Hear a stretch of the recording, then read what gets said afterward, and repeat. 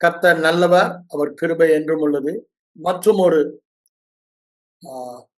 தெய்வீக சுகமும் விசுவாசமும் என்ற வேத பாடசாலைக்கு வந்திருக்கிற உங்கள் ஒவ்வொருவரையும் ஆண்டவராய் இயேசு கிறிஸ்துவின் நாமத்தினாலே நீங்கள் கேட்டு இருதயத்தில் விசுவாசிக்கிறபடி வியாதி இல்லாத தேவனுடைய சுகத்தில் ஆரோக்கியத்தில் வாழ்ந்து அந்த நோயற்ற வாழ்வின் மூலமாக உலக மக்களுக்கு தேவனையும் தேவ ராஜ்யத்தையும் காண்பிப்பீர்களாக என்று சொல்லி வாழ்த்தி உங்களை வரவேற்கிறேன். வேத வசனத்தின்படி மறுபடியும் பிறந்த அனைவருமே மறுபடியும் பிறந்த நாளிலே இருளின் அதிகாரத்தில் இருந்து ஒளியின் ராஜ்யம் அல்லது அதிகாரத்திற்கு மாற்றப்பட்டு விட்டார்கள் என்று வேதம் தெளிவாக கொலேசியர் 1 அதிகாரம் 12 வசனத்தில் நாம் வாசிக்கிறோம், 13 வசனத்தில் நாம் வாசிக்கிறோம். அப்ப பாருங்க, வேதம் தெளிவாய் சொல்லுகிறது. 2 காரியம் நான் என்ன சொல்றேன், இருளின் ராஜ்யம், ஒளியின் ராஜ்யம். இருளின் வல்லமை, ஒளியின் வல்லமை. நாம் எந்த வல்லமையில் எந்த ராஜ்யத்தில் வாழ்கிறோம், அதுவே நம்முடைய வாழ்வின் வெற்றி தோல்வியை நிர்ணயிக்கிறது.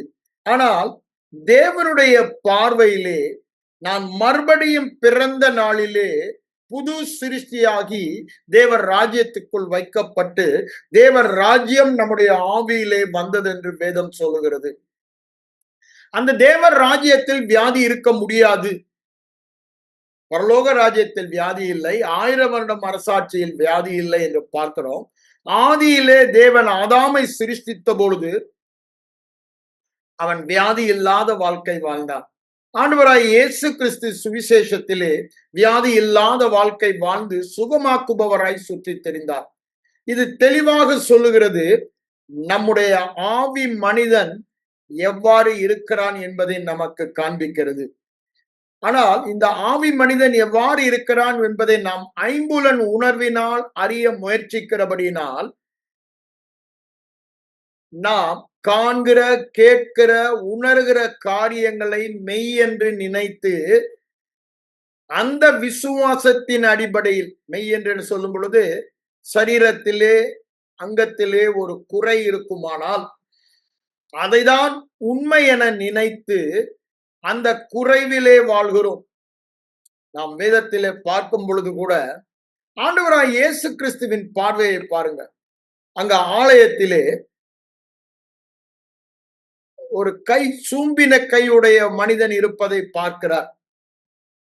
ஆனா அவருடைய பார்வை சூம்பின கையுடையவனாக பார்க்கவில்லை. அவருடைய பார்வை எவ்வாறு இருந்தது? தேவன் சிருஷ்டித்த அவர் சிலுவைக்கு சென்று உண்டு பண்ணின மீட்பின் நிமித்தம் அவனை எவ்வாறு சிருஷ்டித்திருக்கிறார் என்பதை காணும் பொழுது அவனை கையுள்ளவனாக பார்க்கிறார். அவருடைய பார்வை ஐம்புலன் உணர்வினாலோ அறிவினாலோ பார்வையினாலோ இல்லை. அவருடைய பார்வை உள்ளான மனிதனில் இருந்து அந்த உள்ளான மனிதனை அவர் பார்க்கும் பொழுது பரிபூர்ணம் உள்ளவனாக பார்க்கிறார். அந்த கிருபையின் பரிபூரணத்தை கிருபையின் மூலமாக பார்க்கிறார். கிருபை என்று சொல்லும் பொழுது நாம் எப்பவுமே இந்த கிருபாசனத்தை தான் சொல்லுகிறோம். கிருபாசனம் தான் நம்மை தகுதிப்படுத்தினது, அவனை பரிபூரணமாக்கினதை அதன் மூலமாக பார்க்கிறார். ஆகவேதான் சொல்லுகிறார், உன் கைகளை இல்லாத ஒரு கையை நீட்டு என்று சொல்லுவதை கேட்பவர்களுக்கு முட்டாள்தனமாக தெரியும். ஆனா அவருடைய பார்வை வித்தியாசமான பார்வை. அதே மாதிரிதான் மரித்த லாசருவையோ அல்லது எவருவின் மகளையோ எழுப்பும் பொழுது அவர்கள் நித்திரை பண்ணுவதாக உயிர் உள்ளவர்களாக அவர் ஆவி மண்டலத்திலே பார்த்தபடியினால லாசருவே வெளியே வா என்று சொல்லுகிறார். சிறுமியே நீ எழுந்திரு என்று நான் உனக்கு சொல்லுகிறேன் என்று சொல்லுகிறார். நான் ஏன் இதை சொல்ல வருகிறேன்? நம்முடைய பார்வைதான் எல்லா பிரச்சனைக்கும் ப்ராப்ளம். நாம் சரியாக பார்த்தோமானால் சரியாக காரியங்கள் நடைபெறும். ஆண்டவராய் இயேசு கிறிஸ்துவின் பார்வை ஆவியின் பார்வையாய் இருந்தது. நாம் ஐம்புலன் உணர்வினால் பார்க்கும் வரை சாதாரண மனிதர்களாய்தான் வாழ்வோம். ஆரோக்கியமான நோயற்ற வாழ்வு, வியாதி இல்லாத வாழ்வு, பரிபூரண தேவ சுகத்தில் வாழ்வதற்கு தேவையெல்லாம் தேவன் பார்க்கிற விதமாக நாம் பார்க்க வேண்டும்.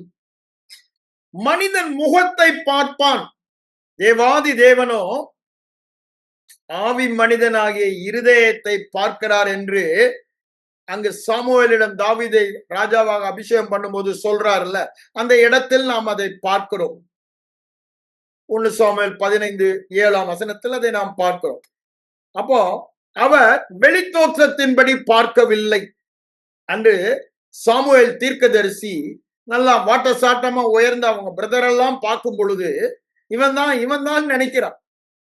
வெளித்தோற்றத்தினால ஆண்டவர் அப்பதான் சொல்றாரு, கடைசியா ஒருத்தன் வரான், அவன் ஒன்னும் அவ்வளவு வாட்ட சாட்டவங்க பெரிய ஆளெல்லாம் கிடையாது, சாதாரண ஒண்ணும் இல்லாதவனை ஆடு மேய்க்க அவங்க அப்பா அனுப்பிட்டாரு. அவனை கூட்டு அனுப்பி வரும் பொழுது அவன் பார்ப்பதற்கு அந்த கம்பீர தோற்றம் இல்லை. ஏன்னா சவுலை தெரிந்தெடுக்கும் பொழுது ஒரு கம்பீர தோற்றம், எல்லாரும் விட உயரமாயிருப்பதை பார்த்துட்டான் சாமுவேல். ஆகவே தீர்க்கதரிசி சாமுவேல் அவ்வாறு எதிர்பார்க்கிறார். அப்பதான் ஆண்டவர் சொல்றாரு அங்க 1 சாமுவேல் 15:7 தேவன் பார்க்கிற பார்வை வெளித்தோற்றம் அல்ல, உள்ளான ஆவி இருதயம் மனிதனை பார்க்கிறார். அங்கு தனக்கு இருதயத்துக்கு ஏற்ற ஒரு மனிதனை ஆவியில் பார்க்கிறபடினால் அவனை தெரிந்தெடுக்கிறார். ஆகவேதான் பவுலடிகளார் கூட சொல்லுகிறார் 2 கொரிந்தியர் 5:16 ஒருவரையும் நான் மாம்சத்தின்படி அறியேன், இயேசு கிறிஸ்துவை கூட அப்படின்னு சொல்றாரு. ஏன்?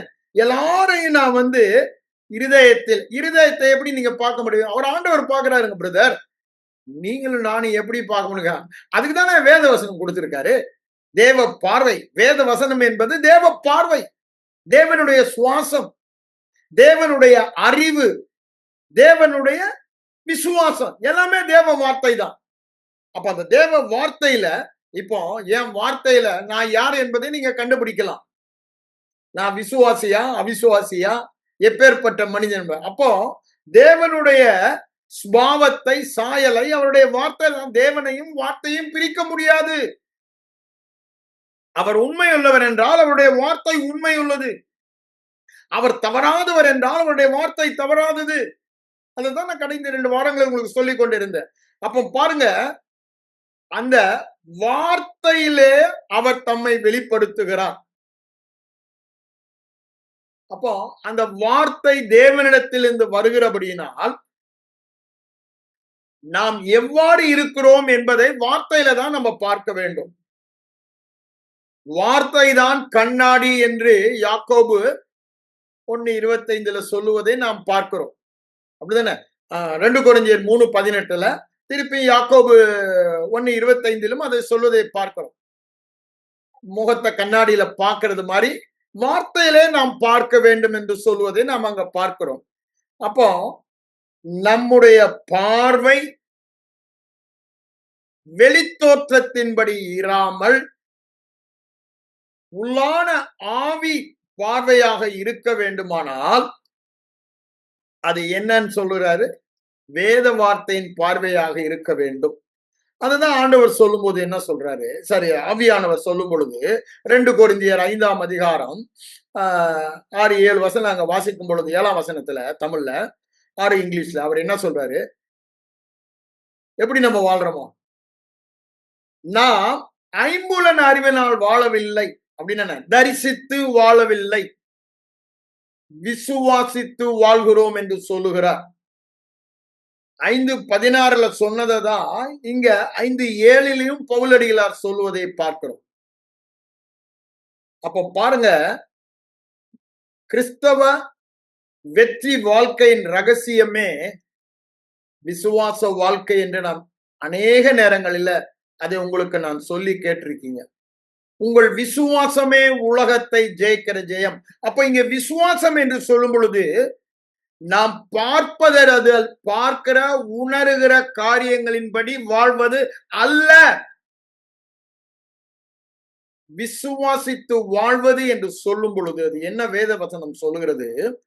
காணப்படாதவைகளின் நிச்சயம். காண்கிற காரியங்களை சொல்லவில்லை.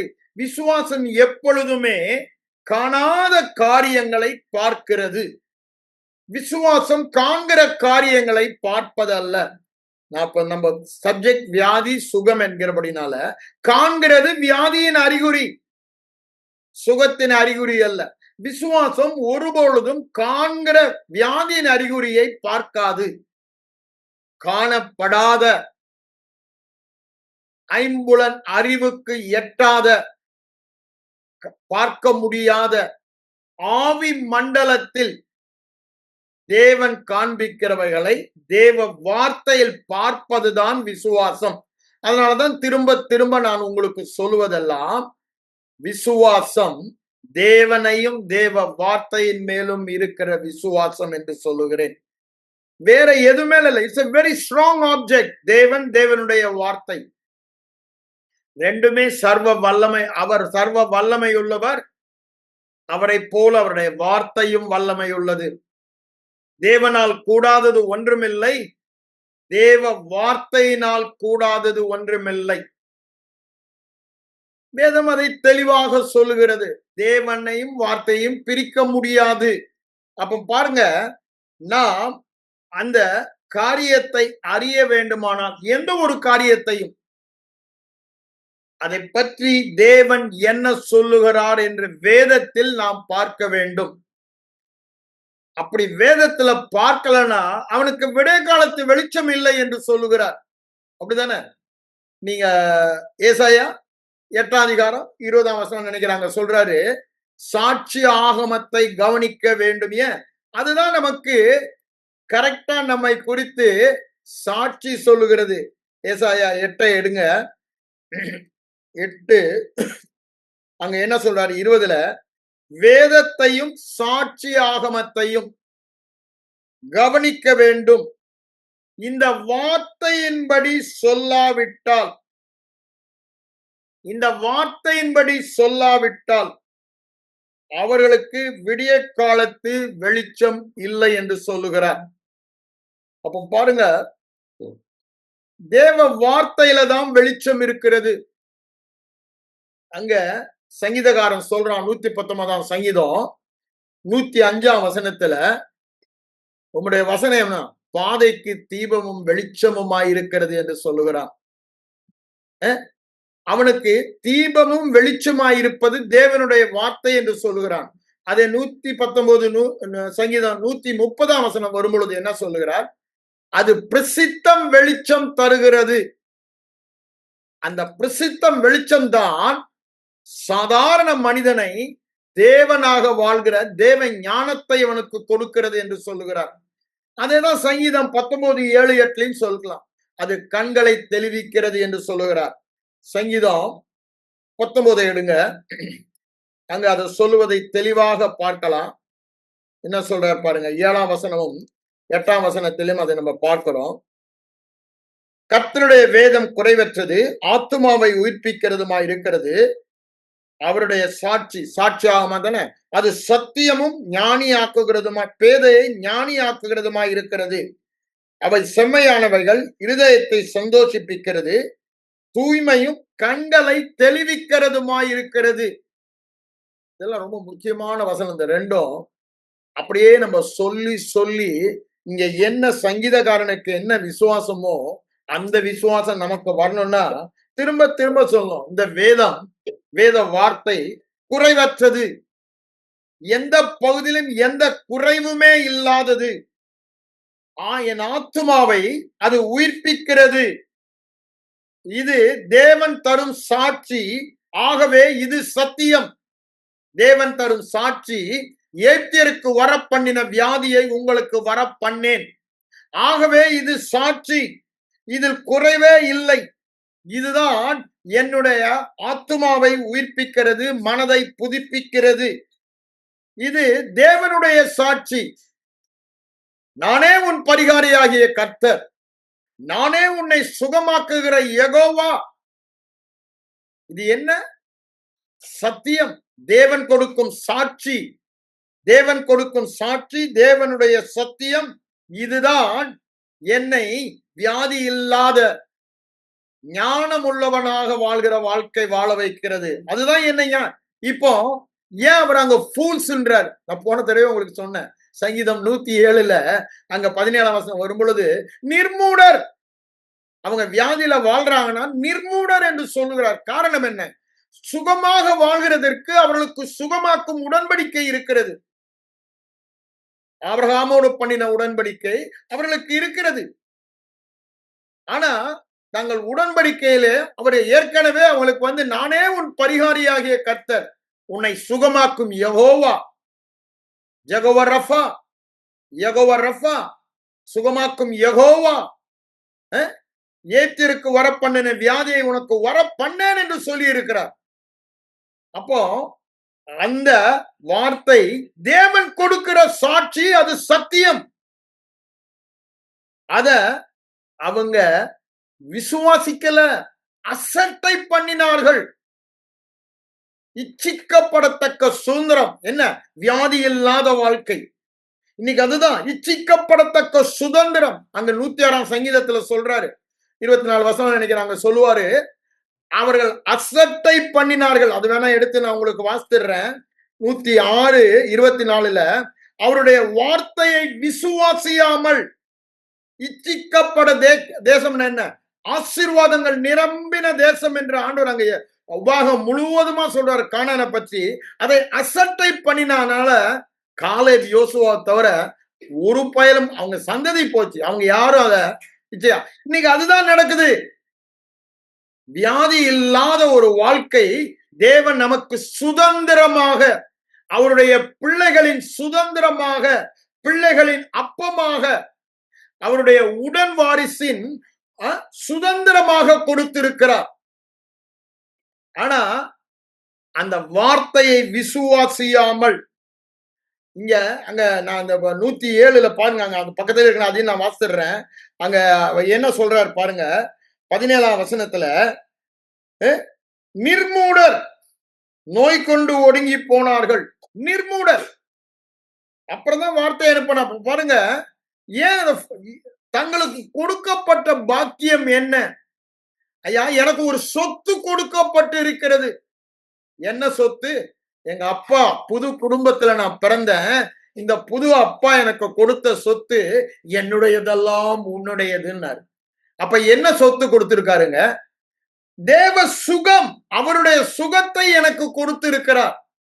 இது இந்த குடும்பத்தில் பிறந்தபடியால் என்னுடைய பிறப்புரிமை, என்னுடைய சொத்து, நான் வாரிசாக நான் அனுபவிக்க முடியும். இதற்கு நான் எந்த கிரயமும் செலுத்த வேண்டாம்.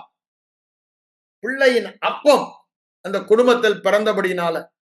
இன்னைக்கு உலக மக்களே சொல்றாங்கல்ல, இந்த பேரண்ட்ஸுக்கு பிறந்தனால அந்த பேரண்ட்ஸ்ல இருந்து சுகரும் மண்ணங்கட்டி எல்லா வியாதியும் வந்தது என்று சொல்லுகிறார்கள்.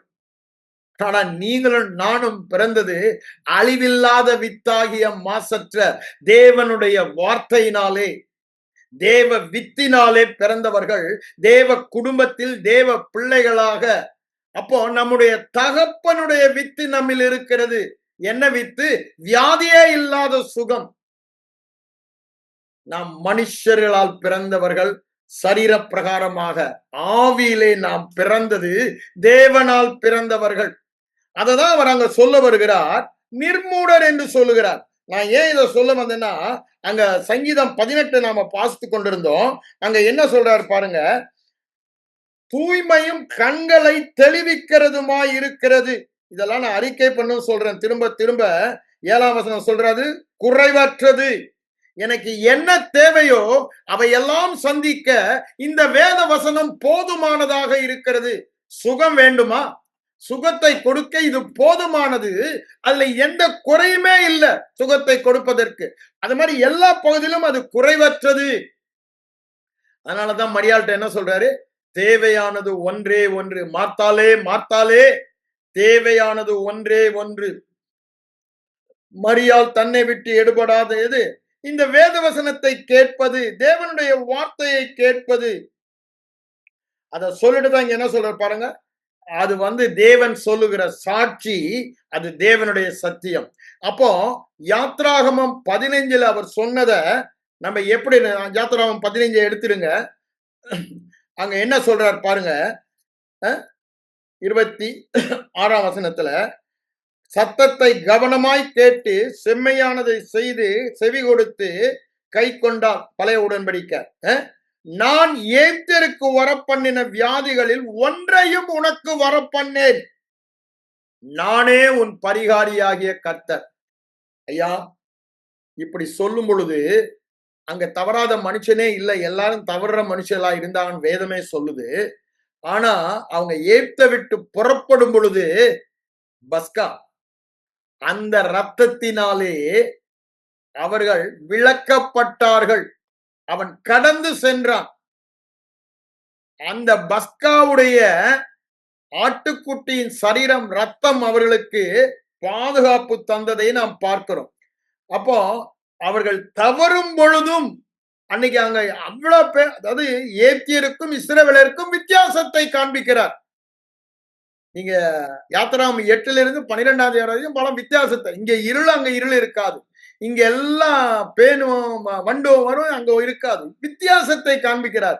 இங்க தலைச்சன் எல்லாமே சங்கரிக்கப்படுகிறது ஏத்துல உலக மக்களுக்கு, இங்க ஒருத்தனும் கூட கிடையாது. அப்ப பாருங்க, தேவன் ஒரு சூப்பர் நேச்சுரலா இயற்கைக்கு அப்பாற்பட்ட விதத்துல ஒரு பாதுகாப்பை ஒரு சுகத்தை கொடுப்பதை நாம் பார்க்கிறோம். ஒரு சுகத்தை பாதுகாப்பை கொடுப்பதை நாம் பார்க்கிறோம். இது தேவனுடைய நியமனம். தேவ பிள்ளைகள் வியாதி இல்லாத ஒரு வித்தியாசத்தை காண்பிக்க வேண்டும் என்பது தேவ நியமனம். அததான் இங்க சொல்றாரு. அத சொல்றது இங்க என்ன பாருங்க, வரப்பண்ணின வியாதியை உங்களுக்கு வரப்பண்ணேன், நானே உன் பரிகாரியாகிய கர்த்தர். வியாதியை வரப்பண்ணேன். வியாதி யாருக்குரியது? உலக மக்களுக்குரியது, தேவனற்ற மக்களுக்குரியது, தேவ வித்தினால் பிறந்தவர்களுக்கு அல்ல. அன்னைக்கு ஏத்தியர் என்று சொல்லுகிறார், இன்னைக்கு வார்த்தையில உலக மக்கள். அன்று இஸ்ரவேலர் என்று சொல்லுகிறார், இன்று நீங்களும் நானும் மறுபடியும் பிறந்தவர்கள். மறுபடியும் பிறந்தவர்களுக்கு வியாதி அல்ல, மறுபடியும் பிறந்தவர்களுக்கு தேவனுடைய சொத்தாகிய தேவனுடைய வியாதி இல்லாத சுகம். அததான் சொல்றாரு, நானே உன் யெகோவா, சுகமாக்கும் யெகோவா. அப்படிதானே? நோயற்ற வாழ்வை தரும் யெகோவா. வியாதியை நீக்கிறார்னா நோயற்ற வாழ்வை நமக்கு தருகிறார். அது ஏத்தருக்கு வர பண்ணின. இதெல்லாம் யார் சொல்றாரு? தேவன் கொடுக்கிற சாட்சி, தேவன் கொடுக்கிற சாட்சி. அங்க நீங்க 1 யோவான் 5 அதுல பாத்தீங்கன்னா 3 பேர் சாட்சி கொடுக்கிறான்னு போட்டிருக்கோம்ல, அப்படிதானே? ரத்தம், ஆவியானவர், தண்ணீர் என்று சொல்லும் பொழுது தேவ வார்த்தை.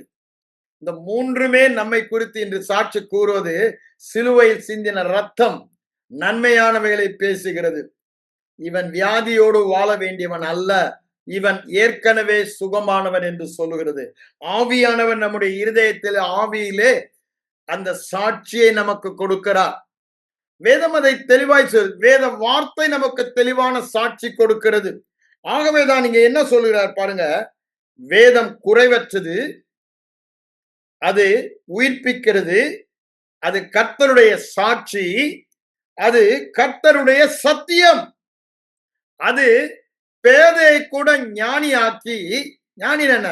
முட்டாள் வியாதியில வாழ்றான், ஞானி வியாதி இல்லாத வாழ்க்கை வாழ்கிறான். அதுதான் 107ஆம் சங்கீதத்துல காண்பித்தேன். அப்ப பாருங்க, அவனை ஞானியாக்குகிறது. பிரசித்தம் வெளிச்சம் தந்து பேதையை ஞானியாக்குகிறது. 119 105ஆம் வசனத்துல, சாரி 130ஆம் வசனத்துல அதை வாசிக்கிறோம். 105ல இது பாதைக்கு தீபத்தை வாசிக்கிறோம்.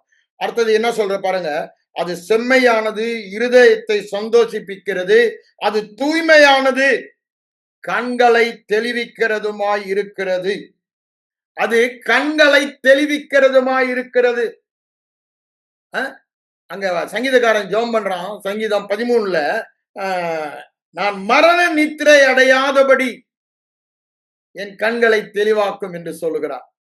நான் வேதத்தில் உள்ள ரகசியங்களை காணும்படி, அதிசயங்களை காணும்படி என் கண்களை திறந்தருளும் என்று 119 18ஆம் வசனத்தில் சொல்லுவதை பார்க்கிறோம். அது நம் கண்களை தெளிவிக்கிறது. இந்த கண்களை தெளிவிப்பது, இப்ப நான் சில காரியம் நான் என்ன சொல்லிக் கொண்டிருக்கேன் கடைசி 4 வாரமா, நம்முடைய விசுவாசத்துக்கு ஆதாரம் வேத வசனம். அதனாலதான் விசுவாசத்தினால் நீதிமான் பிழைப்பான் என்று சொன்ன தேவன், மனிதன் தேவனுடைய வாயிலிருந்து புறப்படுகிற ஒவ்வொரு வார்த்தையினாலும் நான் போன வாரம் உங்களுக்கு சொன்னேன், என் விசுவாசத்திற்கு ஆதாரம் தேவனுடைய வார்த்தை. எபிரேயர் 13:5-6 உங்களுக்கு அவர் சொல்லி இருக்கிறபடினால அவர் பொய் சொல்ல மாட்டாரு. அவருடைய வார்த்தையில ஒண்ணு கூட தவறாது. அப்படிதானே? அவர் சொன்னா சொன்னபடியே நடக்கும். அவர் சொல்லிட்டா அப்படியே நடக்கும். அதுதான் விசுவாசத்தின் ஆதாரம். அதை நான் டீட்டெயிலா எடுத்த கடைசி 3 வாரங்கள்ல. அப்போ அந்த விசுவாசத்துக்கு அது ஆதாரமா இருக்கிறபடினால அந்த ஆதாரத்தை பற்றி தெளிவான வெளிப்பாடு இருதயத்திலே நாம் பெற வேண்டும். அதுக்குதான் இவளை அறிக்கை பண்ணுங்க நான் சொல்ல வரேன். போன வாரம் அதான் சொன்னேன். வேத வசனம் நமக்கு என்னவா இருக்கிறது என்று எடுத்து அறிக்கை பண்ண நீங்க விசுவாசத்துல ஜெயண்டா இருப்பீங்க. விசுவாசத்துல ஜெயண்டா இருந்த உங்க வாழ்க்கையெல்லாம் பாருங்க, இரவும் பகலும் வேதத்தின் மேல பிரியமாய் இருந்து தியானமாய் இருந்து இது என்ன என்று தங்கள் இருதயத்தில் வெளிப்பாடு பெற்றவர்கள். இது குறைவற்றது. இது என்னை மரித்த சரீரத்தை ஆவியானவர் வேதம் உயிர்ப்பிக்கிறது. பொழுதாய் போனவர் ஏன் உன் சரீரத்துக்கெல்லாம் அது ஆரோக்கியமும் ஜீவனும் என்று வேதம் சொல்லுகிறது. உயிர்ப்பிக்கிற ஆவியானவர், உயிர்ப்பிக்கிற வார்த்தை. உயிர்ப்பிக்கிற வார்த்தை இல்லாமல் உயிர்ப்பிக்கிற ஆவியானவர் கிரியை செய்ய முடியாது.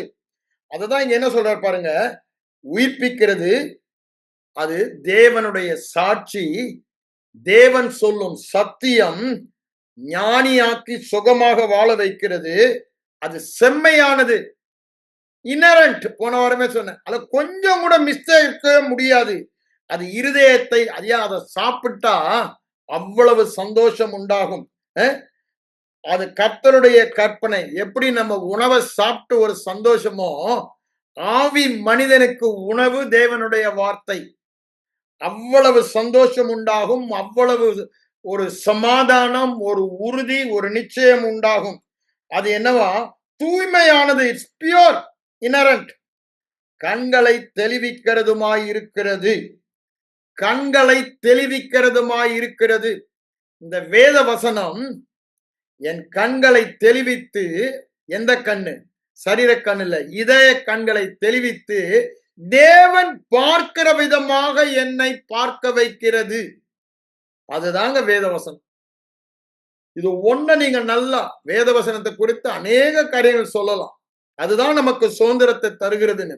எப்படி நமக்கு சுதந்திரம்? அங்க அப்போஸ்தலர் 20ஆம் அதிகாரம் 32ஆம் வசனத்துல பவுல் அடிகளாருங்க எபேசருக்கு டாடா பாபாய் சொல்லிட்டு போகும்போது கடைசியா சொல்லும் போது என்ன சொல்றாரு? தேவனுக்கும் தேவனுடைய வார்த்தை எதுக்கு? உங்களுக்கு சுதந்திரத்தை கொடுக்க வல்ல கிருபையுள்ள வார்த்தைகளுக்கு ஒப்புவிக்கிறேன்னு அவங்கள ஆண்டவருடைய கரத்துல வார்த்தைக்கு ஒப்புவிக்கிறார். எது கொடுக்குதான்?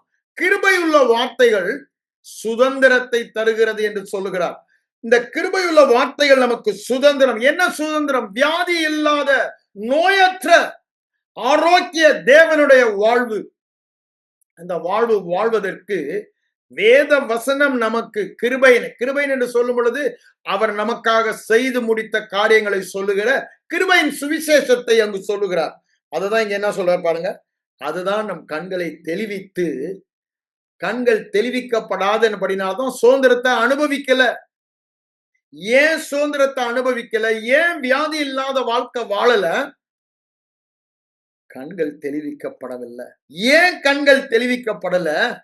இந்த வேதத்தை குறித்த அறிவு இல்லை. இது என் கண்களை தெளிவிக்கும். தேவன் பார்க்கிற விதமாக நான் பார்க்கிறபடினாலே நான் பார்த்தபடி எனக்கு நேரிடும். என்ன சுகத்தை பார்க்கிறேன். அங்க என்ன சொல்றாரு? அதே அந்த யாத்ராகமம் 15ஆம் அதிகாரம் திருப்பி வாருங்க. அங்க என்ன சொல்றாரு பாருங்க. அது என்ன சூழ்நிலையில அதோட கான்டெக்ஸ்ட் பார்ப்போம். அங்க என்ன சொல்றாரு பாருங்க. அதுக்கு முந்தின வசனத்துல மோசேக்கு விரோதமாக முறுமுறுத்து எண்ணத்தை ஏன் அதுக்கு முதல்ல சொல்ல மாறாவிலே வந்தபோது தண்ணீர் கசப்பா இருந்தது. ஐயா, வியாதி கசப்பான ஆசீர்வாதமா? கசப்பான சாபம். வியாதி நமக்கு கசப்பா இருக்கு, ஆனா நம்ம ஜனங்க அதை ஏத்துக்கொள்ளல, என்ன இன்பம் என்று நினைக்கிறாங்க. வியாதி கசப்பு, அது ஒரு சாபம். தேவன் அருவருப்பது. நீங்க பழைய உடன்படிக்கையில பாத்தீங்கன்னா வியாதியை தேவன் எவ்வாறு பார்க்கிறார் என்றால் பாவத்தை பார்ப்பது போலவே பார்க்கிறார். அவர் சில மாதங்களுக்கு முன்பாக அதை உங்களுக்கு நான் விவரித்து காண்பித்தேன், அப்படிதானே? ஆசாரியன் அவனுக்கு தோல்வியாதியோ மற்ற ஏதோ சரீரத்துல குறைவு இருந்தாலோ உள்ள போக முடியாது. ஐயா, அந்த பலியிடப்பட்டது சாப்பிடக்கூட கூடாது என்றார்.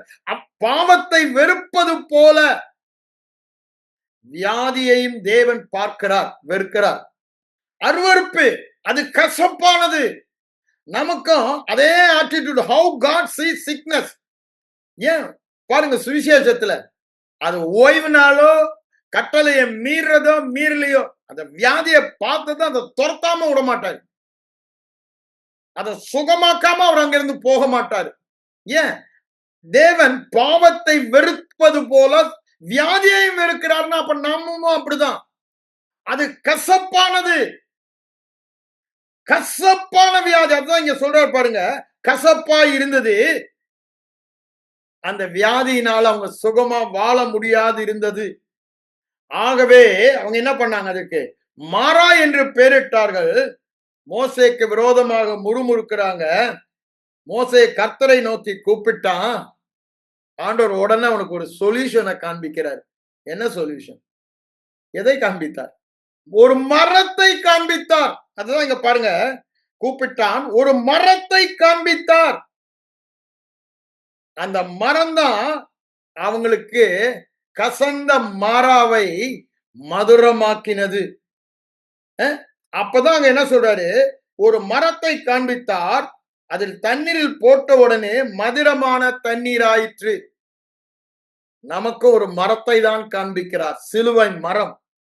நீ சிலுவை மரத்திலே உன்னுடைய கசந்த மாறாவாகிய வியாதியை இயேசு எடுத்துக்கொண்டு, அப்படிதானே, மதுரமான அவர் சுகத்தை நமக்கு தன் சுகம் மதுரமானது, வியாதி கசப்பானது. வியாதி ஊழாய் போனவர்களுக்கு தான் தெரியும் அது எவ்வளவு கசப்பானதுன்னு. அந்த குடும்பத்தினருக்குத்தான் தெரியும் அது எவ்வளவு கசப்பானது. அதிலிருந்து மீட்டு இந்த சுகத்திற்கு வந்தவர்களுக்கு அது எவ்வளவு மதுரம் என்று தெரியும். அந்த வேதனை கசப்பில் இருந்து வந்தவங்க, மீட்கப்பட்டவங்க அனுபவித்த. அதுதான் சொல்றாரு. அதுக்கு ஒரு சிம்பிள் சொல்யூஷன் சொல்லிடுறாரு. நீ 1 2 3 4 5 6 7 இதெல்லாம் பண்ணணும்னு சொல்லல. மரத்தை காண்பிக்கிறார், மரத்தை காண்பிக்கிறார். அங்க அது மதுரமாக மாறுகிறது, அப்படிதானே? கசப்பான வியாதி மதுரமான நோயற்ற தேவ சுகமாக மாறுகிறது. அங்கே அவர்களுக்கு ஒரு நியமத்தையும் நியாயத்தையும் கட்டளையிட்டு கர்த்தரின் சத்தத்தை கேட்டு அவங்களுக்கு செய்தால், நமக்கு விசுவாசித்தால் அந்த ஏற்றிற்கு வரப்பண்ணின வியாதியை ஒன்றையும் உனக்கு வரப்பண்ணேன், நானே உன் பரிகாரியாகிய கர்த்தர். இதுதான் கண்களை தெளிவிக்கும். இத பார்க்க பார்க்க பார்க்க இது என் கண்களை தெளிவிக்கும். இது சாட்சி, தேவன் கொடுப்போம் சாட்சி, தேவன் சொல்லும் சத்தியம். இதில் குறைவே இல்லை.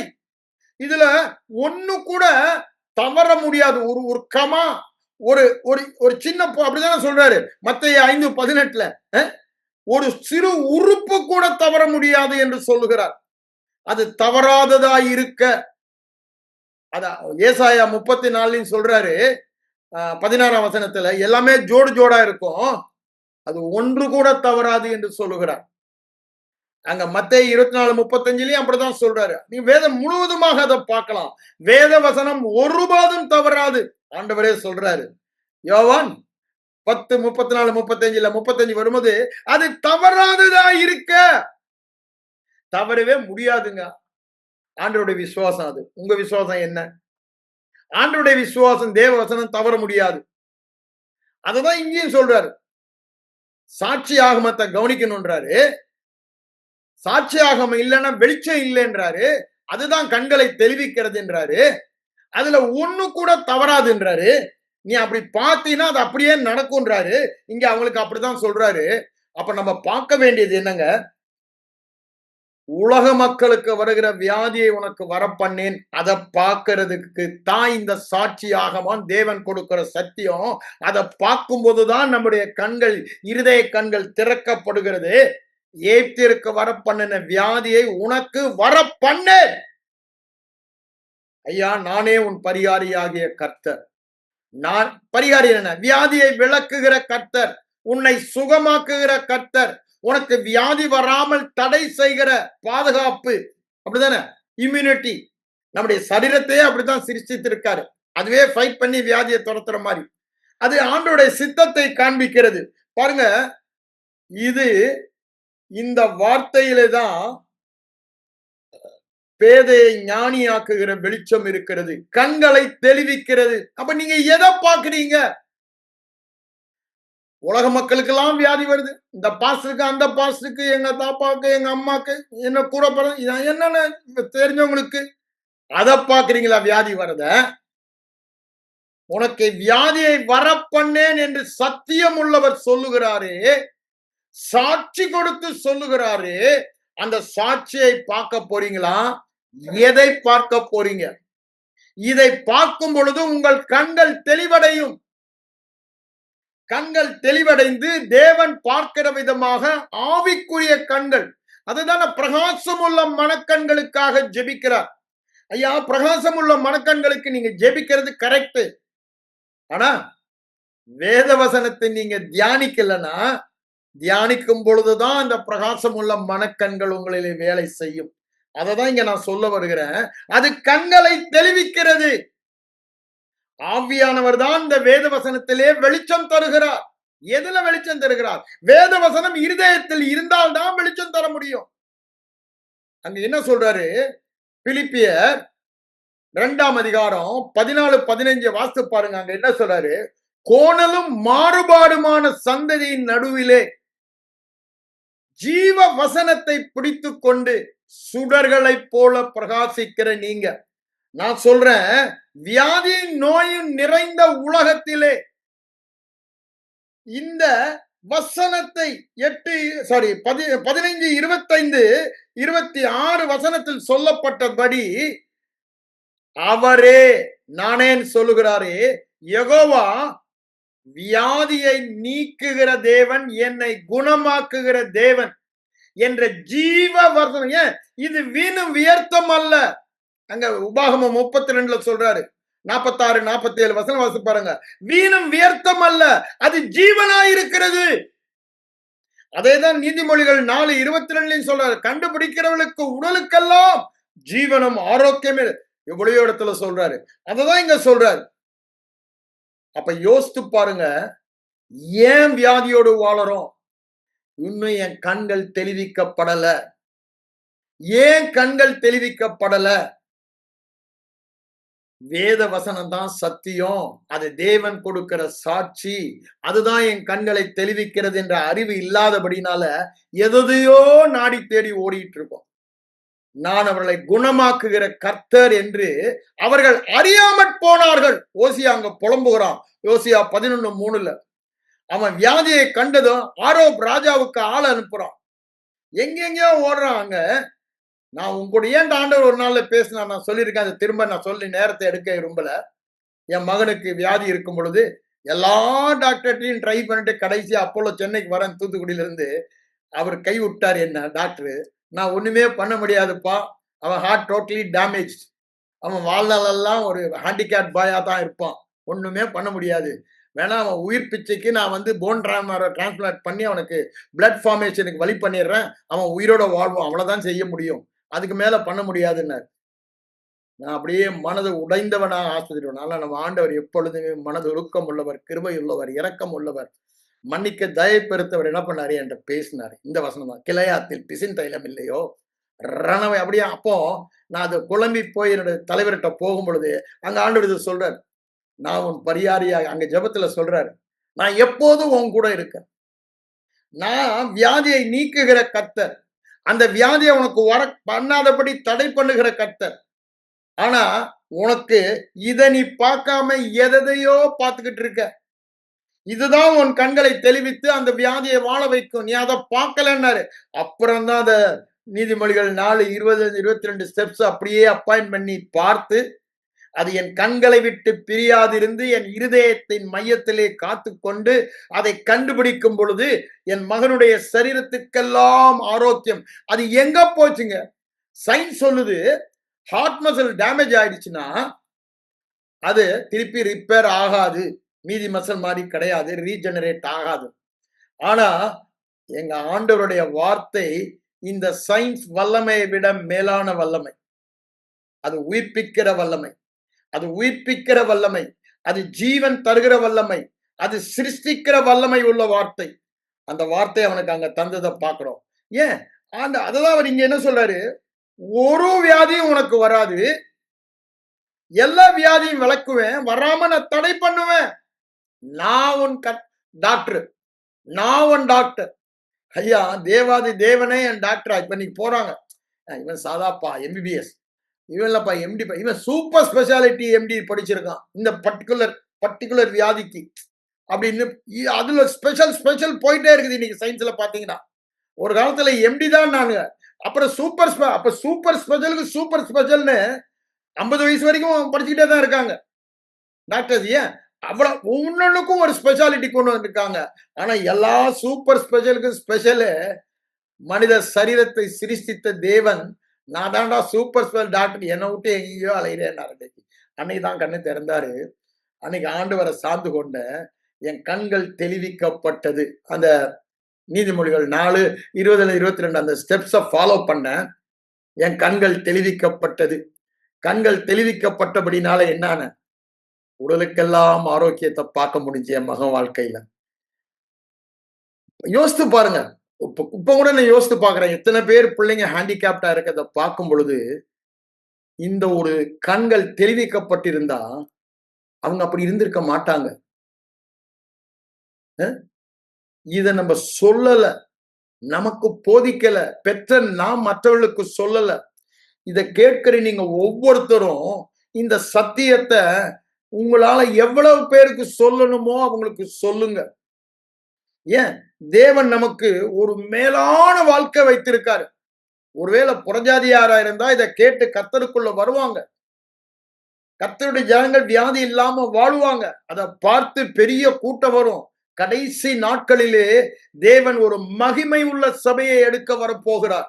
கரை திரை முதலானவையில் இல்ல அப்படின்னு, வியாதி சரீர அங்கத்துல குறைவு எதுவுமே இல்லாத ஒரு சபையை எடுக்க வரப்போகிறார். அவருடைய மனவாட்டிக்கு ஏதாவது குறைவு இருக்க முடியுமா?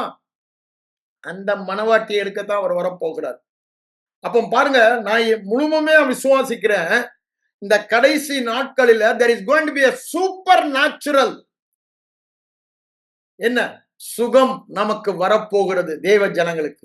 எப்போ இத போதித்து இந்த வெளிப்பாடு வரும் பொழுது தேவ ஜனங்கள் வியாதி இல்லாத நோயற்ற தேவனுடைய ஆரோக்கியத்தில் வாழப் போகிறார்கள். எப்படி சூப்பர் நேச்சுரல் வெல்த் டிரான்ஸ்பர், அப்படிதானுங்க. எய்த்தை விட்டு எல்லாமே பேரலல்.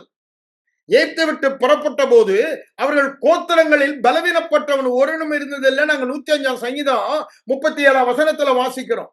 அப்புறம் கடைசி அங்க முடியும். அதுக்கப்புறம் பாருங்க, பொன்னோடு வெள்ளியும் புறப்பட பண்ணினார், அவள் அந்நிய ஜனங்களின் பிரயாசத்தை சுதந்திரித்துக் கொண்டு. அப்படி பாருங்க, there was a supernatural wealth transfer. ஐயா, சாப்பிட்டு கூலிக்கோ காலத்தை ஓட்டிட்டு இருந்தாலும் ஒண்ணு இல்லாம போற இன்னைக்கு பொண்ணெண்ண வெள்ளி எண்ணெய் என்ன கேட்டாலும் தூக்கி கொடு. நீ போனா போதும்பா, உனக்கு என்ன 100 கிலோவா இருந்தா 100 கிலோ வச்சுக்க, என்கிட்ட இருக்கிறதெல்லாம் கொடுத்துட்டு தயவுசெய்து போயிடு. அதுதான் அவனுடைய இதா இருந்துச்சு. அப்போ அவ்வளோத்தையும் கொள்ளையடிச்சுட்டு வரான். அந்த வெல்த் டிரான்ஸ்பர், அந்த ஹெல்த் டிரான்ஸ்பர் நிச்சயம் அந்த பஸ்கா ஆட்டுக்குட்டினால நடந்துச்சுன்னா, இந்த பஸ்கா ஆட்டுக்குட்டி 2000 வருடங்களுக்கு முன்பாக அழிக்கப்பட்டார். அப்போ அது எவ்வளவு தூரம் எனக்கு காரியத்தை நடப்பிக்கும். A super natural health and wealth transfer. ஐயா, நான் ரட்சிக்கப்பட்டு பரலோகம் போறது மாத்துதான் கிறிஸ்தவ வாழ்க்கைன்னு ஏமாத்தி விட்டானுங்க. ஏன்? அறிவு இல்ல, வெளிப்பாடு இல்ல, பவுலடிகளாருக்கு தேவன் அந்த வெளிப்பாடை கொடுக்கிறாரு. பவுலடிகளார் மூலமாக நிருபங்களில் அந்த வெளிப்பாடு வந்தது. ஆனா அதை விட்டுட்டு பழைய ஏற்பாட்டை உடன்படிக்கை படிச்சு இவைகளின்படி கீழ்ப்படிந்தால், நானும் படிச்சேன். என்னைக்கு நான் எல்லாத்துக்கும் கீழ்ப்படுகிறது, என்னைக்கு நான் வியாதி இல்லாத வாழ்க்கை அப்படியே நொந்து போனேன். ஏன்? பவுலுடைய வெளிப்பாடு, அதுக்கப்புறம் தான் என் கண்கள் திறக்கப்பட்டது. விசுவாசம் பவுலுடைய மூலமாக கொடுக்கப்பட்ட வெளிப்பாடு. மீட்பு என்ன? மீட்பினால் நாம் எங்கு இருக்கிறோம்? நம்முடைய சுதந்திரம் என்ன? பரிசுத்தவான்களின் சுதந்திரம். அந்த சுதந்திரம் என்ன? அதை அறிந்தோமானால், அதனாலதான் பவுலடிகளார் சொல்றாரு அங்க அகிரிப்பா ராஜாட்ட, அந்த பரம தரிசனத்துக்கு நான் கீழ்ப்படியாதவனா இருக்கலன்னு சொல்லும்போது அங்க எடுங்க அப்போஸ்தலர் 26 அதிகாரம்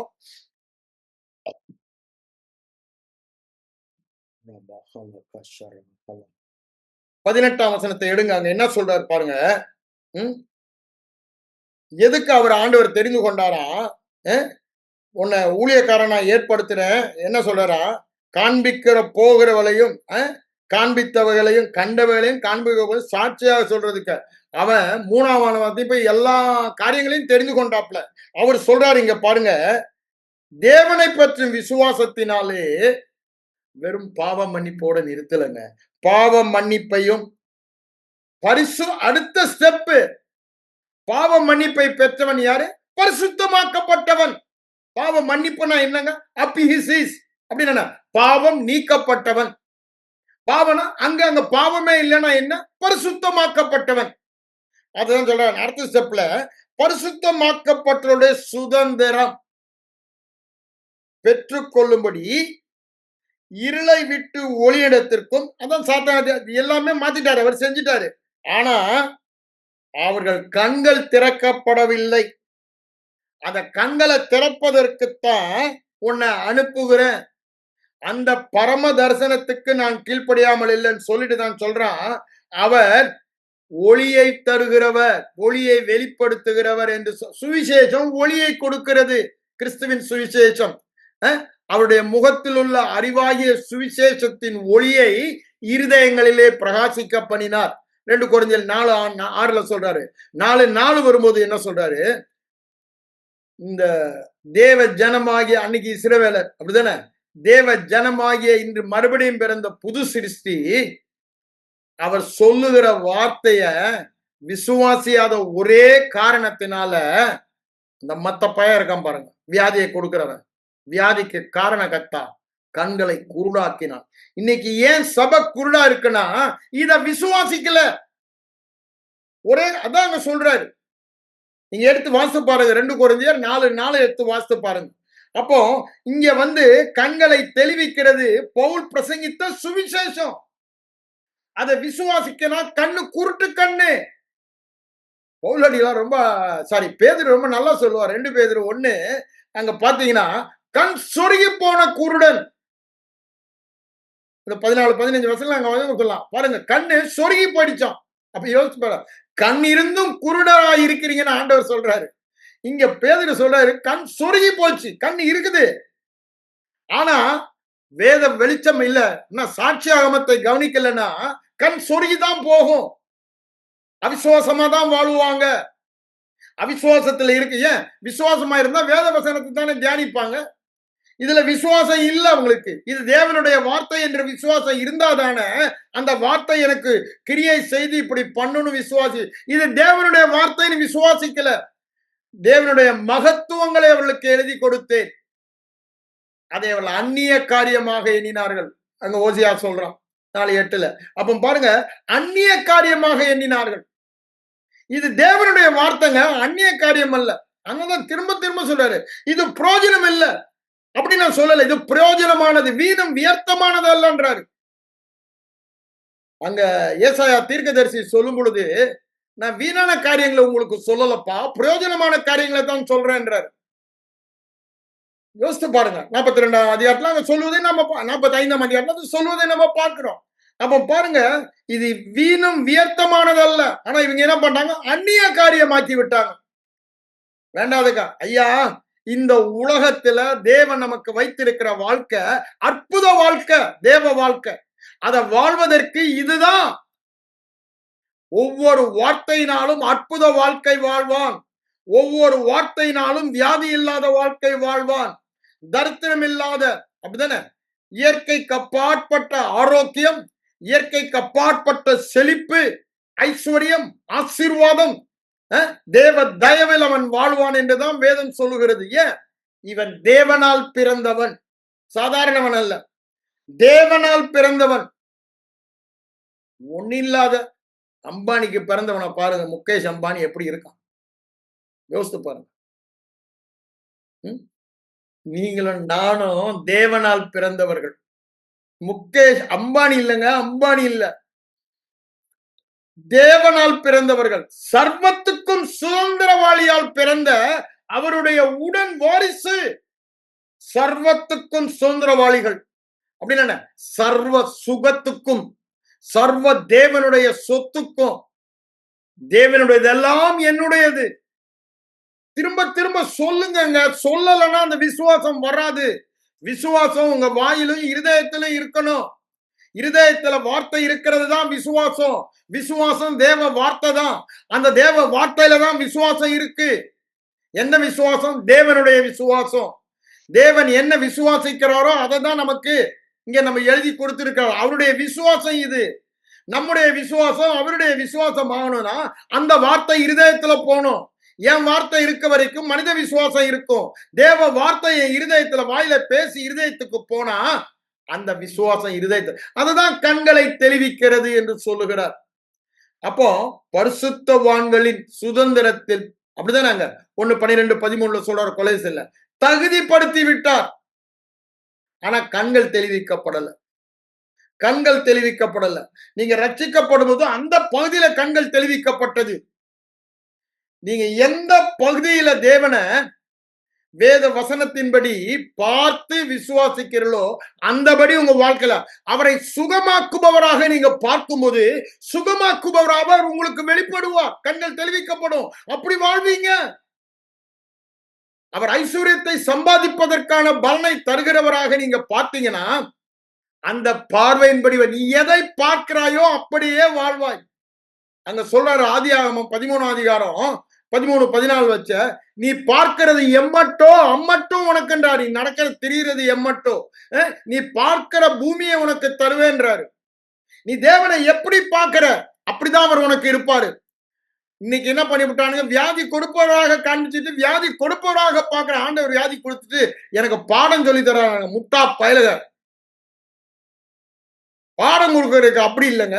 வேத வசனம் தாங்க நமக்கு பாடம் போகட்டும். அவர் அதுக்கு தான் வேத வசனம் கொடுத்திருக்காருன்னு 2 தீமோத்தேயு 3, 15, 16, 17 வசனங்களை வாசித்து பாருங்க. எதுக்கு வேத வசனம் கொடுக்கப்பட்டது அங்கு சொல்லப்பட்டுள்ளது.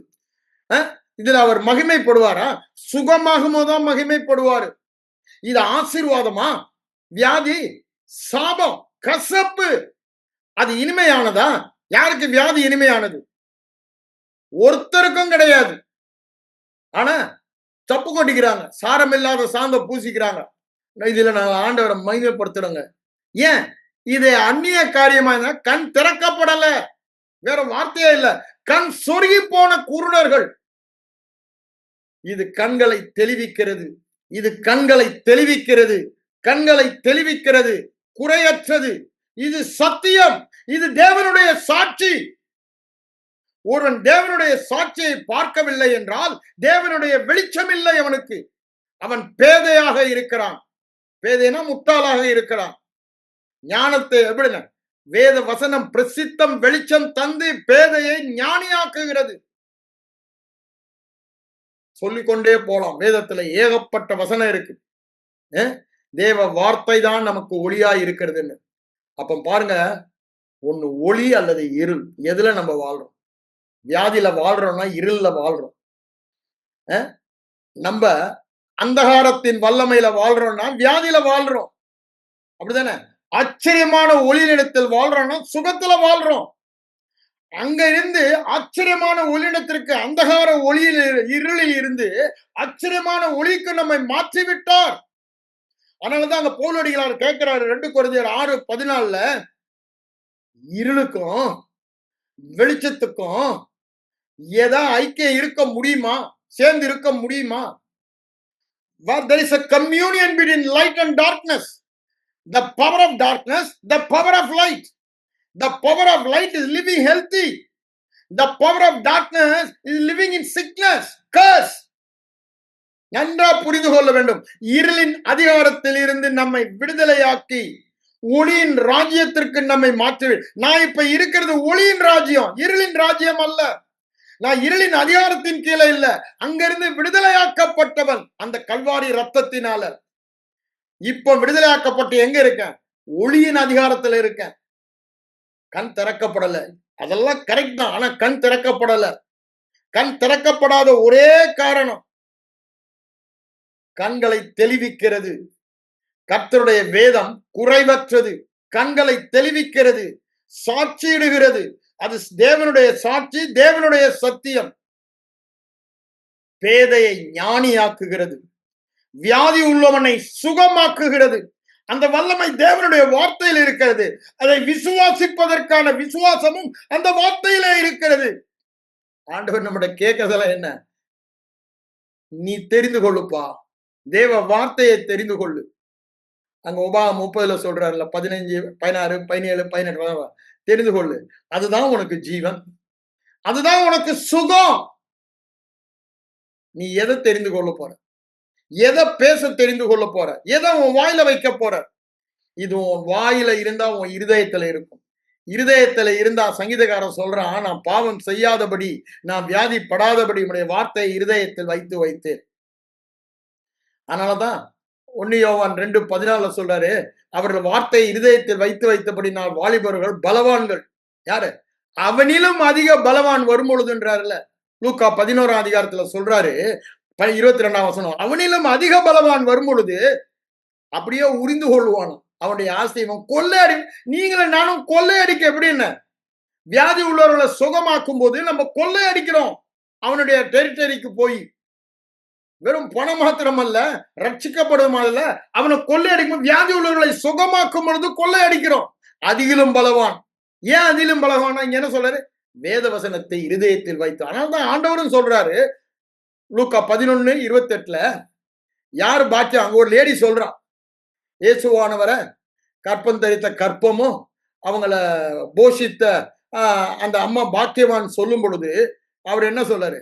அது இல்லம்மா, இந்த வார்த்தையை கேட்டு இதை இருதயத்துல காத்து கொள்ளுகிறவங்க அதிக பலவான்கள். அவங்க பொல்லாங்கனை ஜெயித்தவர்கள், வியாதியை ஜெயித்தவர்கள், உலகத்தின் காரியங்களை ஜெயித்தவர்கள், பிசாசின் காரியங்களை ஜெயித்தவர்கள் சொல்றார். உங்கள் விசுவாசமே உலகத்தை ஜெயிக்கிற ஜெயம். உங்கள் விசுவாசமே உலகத்தை ஜெயிக்கிற ஜெயம். தேவனுடைய வார்த்தையே உங்கள் விசுவாசம். தேவனுடைய வார்த்தையே உங்கள் விசுவாசம்.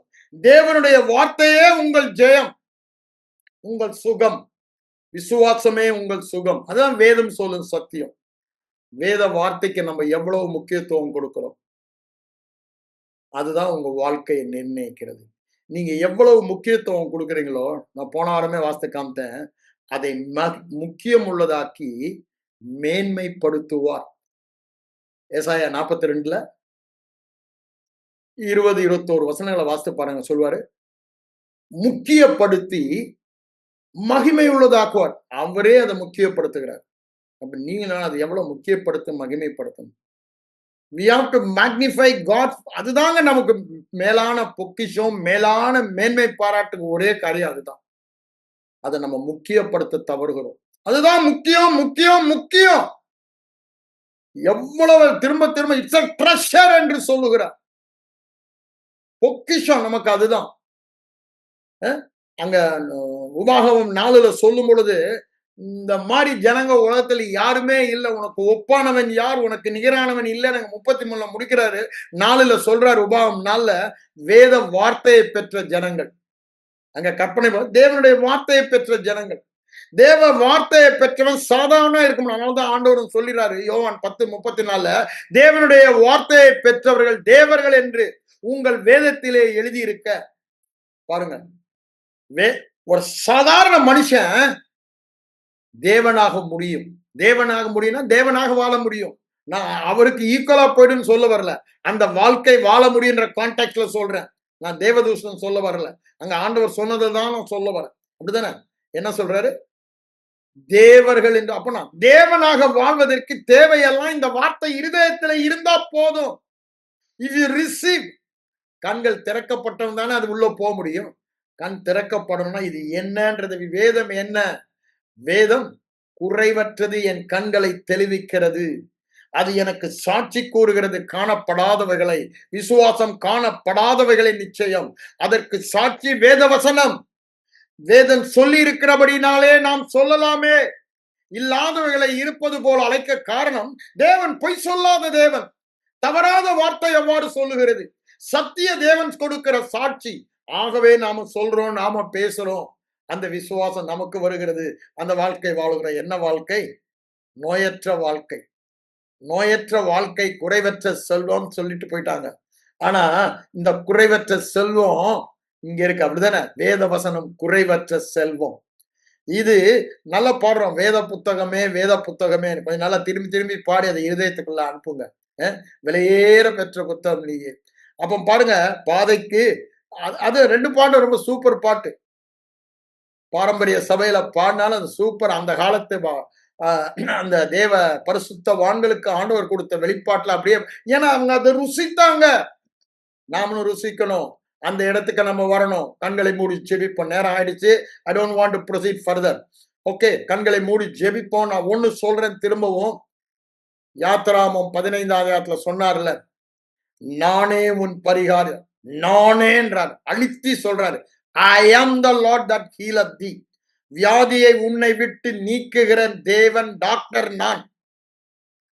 அவனுக்கு நீக்கிறதுல அதை வர பண்ணாம அப்படின்னா வியாதி இல்லாத நோயற்ற வாழ்வே. அப்படிதானே? ஆரோக்கியமான வாழ்க்கை, குறைவற்ற செல்வம். அந்த வாழ்க்கை வாழ வைப்பவர் நானே. போய் சொல்லுவாரா? அவர் கொடுக்கிற சாட்சிங்க அது. அது உன் கண்களை தெளிவிக்கும், என் கண்களை தெளிவிக்கும். அது என் கண்களை தெளிவித்தான் அது அப்படியே என் வாழ்க்கையில நடைபெறும். எப்படி? வியாதியே இல்லாத வாழ்க்கை உங்கள் வாழ்க்கை, எங்க வாழ்க்கையில் நடைபெறும். உங்க கண்களுக்கு முன்பாக ஆண்டவர் அதை சொல்றாரு, மரத்தை பார் என்று சொல்லுகிறார். அந்த கல்வாரி மரத்திலே இந்த மாபெரும் ஆசீர்வாதத்தை நமக்கு தந்து விட்டார். என்ன ஆசீர்வாதம்? இயற்கைக்கு அப்பாற்பட்ட வியாதி இல்லாத வாழ்க்கை வாழ்வதற்கு பாவங்கள் எல்லாம் நீக்கப்பட்டது.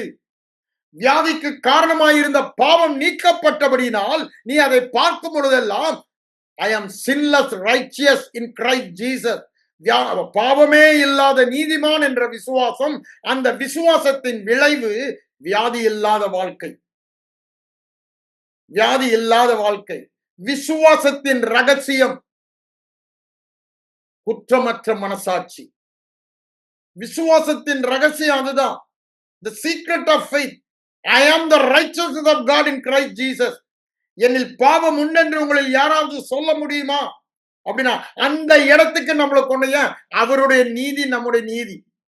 அவர் சொன்ன அதே வார்த்தையை நம்ம சொல்ல முடியும். அதனாலதான் என்ன சொல்றேன், வியாதி இல்லாத வாழ்க்கை வாழ்வது சுலபம். எது சுலபம்? உன் பாவம் நீக்கப்பட்டது என்று சொல்லுவதா, உன் படுக்கையை எடுத்துக்கொண்டு நட என்று சொல்லுவதான் ஆண்டவர்கிட்ட. அங்க ஆண்டவர் கேட்கிறாரு, ஆனா அவங்க வாயை திறக்கல. ஆண்டவர் என்ன சொல்றாரு? உன் பாவம் மன்னிக்கப்பட்டது. அவன் பாவம் மன்னிக்கப்பட்டது என்ற வெளிப்பாடு வந்தது, கேட்டதும் விசுவாசம் வந்தது. அடுத்தது அவன் இத்தனை வருஷம் எழுப்பி நடக்கலாங்க. இப்ப எப்படிங்க திடீர்னு அவனுக்கு அந்த விசுவாசத்தில் நடக்க வச்சது? அந்த விசுவாசம் ஏன்? பாவம் மன்னிக்கப்பட்டது. காரண கர்த்தா இது வரைக்கும் அதுதான். அது போயிடுச்சு, தடை போயிடுச்சு. நான் போயலாம். இப்படிதானே நான் போன வாரம் சொல்றேன். எந்த கொரோனா வைரஸ் அந்த குடிச்சோ அந்த வைரஸே போயிடுச்சு. அப்புறம் கொரோனா கொரோனா அது எஃபெக்ட் தானே கொரோனா. அது காரணகர்த்தாவான வைரஸ். அதுதான் பாவம் தான் காரணகர்த்தா. அதுவே போயிடுச்சு. அப்புறம் எங்க வியாதி? நல்லா புரிஞ்சுக்க. அதனாலதான் சொல்றாரு, நானே அந்த மரத்தை பாரு, மரத்துல நான் செய்த பரிகாரத்தை பாரு. அந்த பரிகாரத்தினால நான் உனக்கு பரிகாரம் ஆகி வியாதியை, உன்னை பாவத்தை விளக்கின மாதிரி வியாதியையும் விளக்கிட்டேன். நீ எதை பாக்குற? சூழ்நிலையை பாக்குறியா? இந்த குறைவற்ற வேதத்தை பாக்குறியா? கண்களை தெளிவிக்கிற வேதத்தை பாக்குறியா? தேவன் சொல்லுகிற சாட்சியை பாக்குறியா? தேவன் சொல்லுகிற சத்தியத்தை பார்க்கிறியா? உனக்கு வெளிச்சம் தருகிறது அந்த விளக்க பார்க்கிறியா? உன் சுதந்திரத்துக்குள்ள ஒண்ணு கொண்டு போகுதே அந்த கிருபையுள்ள வார்த்தையை பார்க்கிறியா? நீ தெரிந்து கொள். அதான் ஆண்டவர் சொல்றாரு. கண்களை மூடி ஜெபிப்போம். எங்கள் அன்பின் பரலோக பிதாவே, இந்த இரவு வேளையில இந்த வார்த்தையை கேட்கிற யாராய் இருந்தாலும் நீர் அவர்களுக்கு பரிகாரியாய் இருக்கிறேன் என்று சொல்லுகிற வார்த்தை அவர்கள் இருதயத்தில் தொனித்துக் கொண்டே இருக்கட்டும். நீங்களே அவங்க டாக்டரா இருந்தீங்கன்னா அவங்க ஒருவரும் வியாதியோடு இருக்க முடியாது என இயேசுவின் நாமத்துல நான் இப்பொழுது சொல்லுகிறேன். இதை கேட்கிற ஒவ்வொருவருடைய வாழ்க்கையிலும் வியாதி இருக்கவே முடியாது. தேவன் பரிகாரியாகிய கர்த்தர் அவர் சொல்லுகிறார். பொய் சொல்ல முடியாத சத்தியமுள்ள தேவன் சொல்லுகிறார். அவர் சாட்சி கொடுக்கிறார். உனக்கு வியாதி வராது, நான் வியாதியை விளக்கினேன் என்று சொல்லுகிறார். சிலுவையை பார்க்க சொல்லுகிறார். பார்த்து பார்த்து அந்த சாயலாக சிலுவையிலே என் வியாதியை அவர் எடுத்து அவர் சுகத்தை எனக்கு கொடுத்து விட்டார். அவருடைய சுகத்தில் நான் இருக்கிறேன் என்று பார்த்து நீங்கள் ஒவ்வொருவரும் வியாதி இல்லாத ஆரோக்கியமான நோயற்ற வாழ்விலே செல்வத்திலே வாழ்வீர்களாக என்று வாழ்த்தி, ஓ ஆண்டவராய் இயேசு கிறிஸ்துவின் நாமத்தில் வாழ்த்துகிறேன். இயேசுவின் மூலம் பிதாவே, ஆமென்.